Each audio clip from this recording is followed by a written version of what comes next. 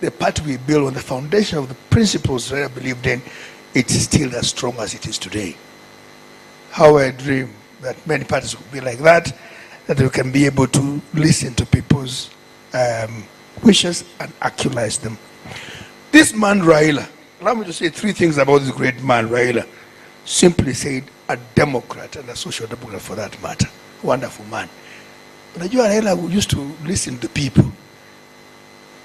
People were wondering, why is this man so popular? He was speaking to the hearts of the people. Before he go to Kisii, he'll do a scan through and say, what is it that's hurting our people on the other side? When he speaks, you could see euphoria. But some ujamaa ati yako na mashetani.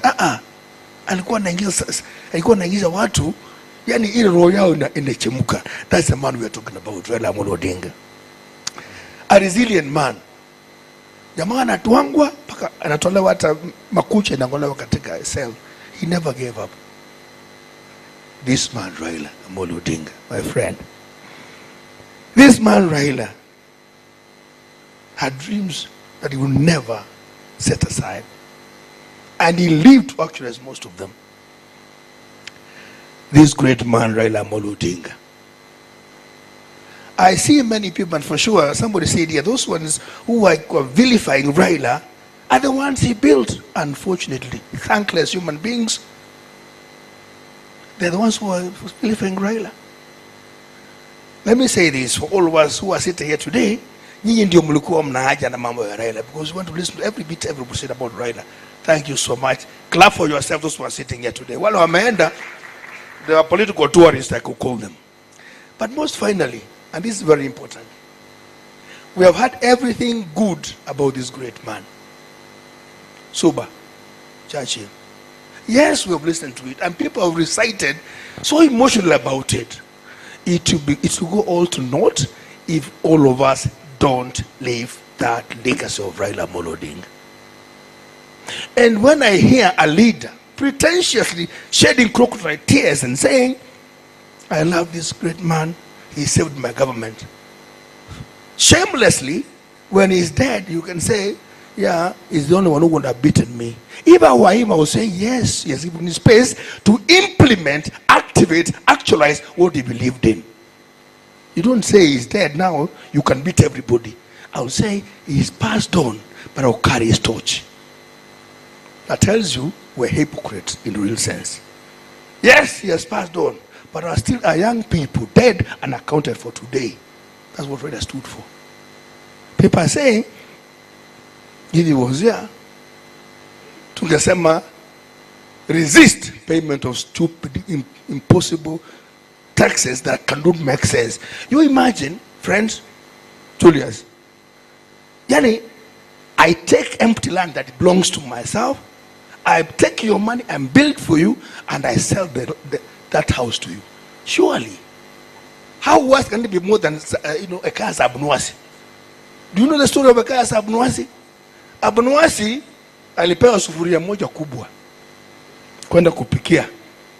Ikakaa akaletea mwenye sufuria kasufuria kadogo akapokea. Ati sufuria yako imezaa.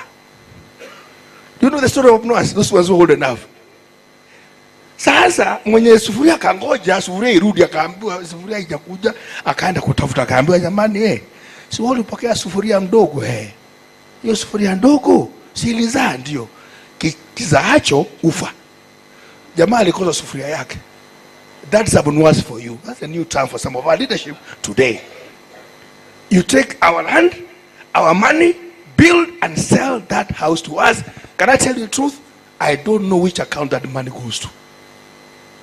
And we're saying we're living Raila's legacy. How I would want to pray that the blood of Raila Amolo Odinga's, that the pain of Raila Amolo Odinga, the blood that was shed to liberate this country and give people equity and fairness and justice, surely, if it's to live on, we must live that legacy.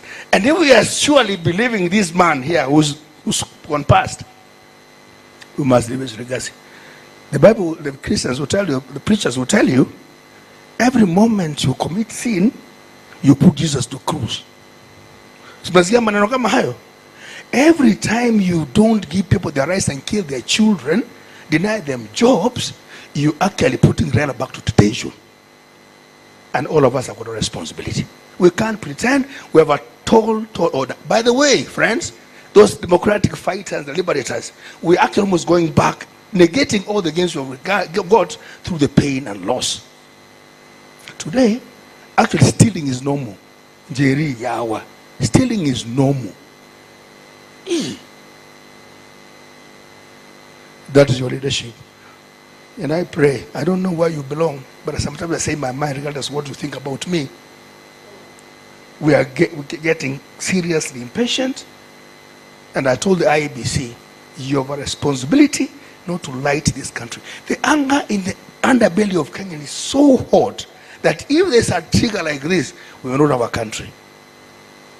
But because of what we believe in, all of you seated here today, you have a responsibility. Surprise, surprise. We said we're going to give our young people jobs. The best we're doing is exporting them to slavery.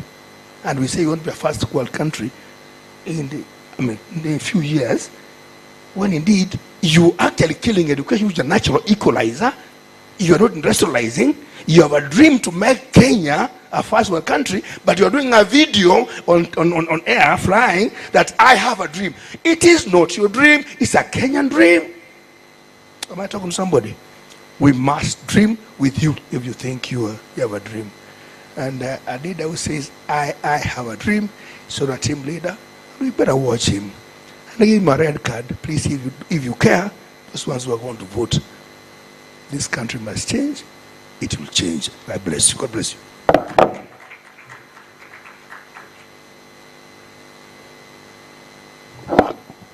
I think Honorable Omingo Magara would have been a bishop. Dini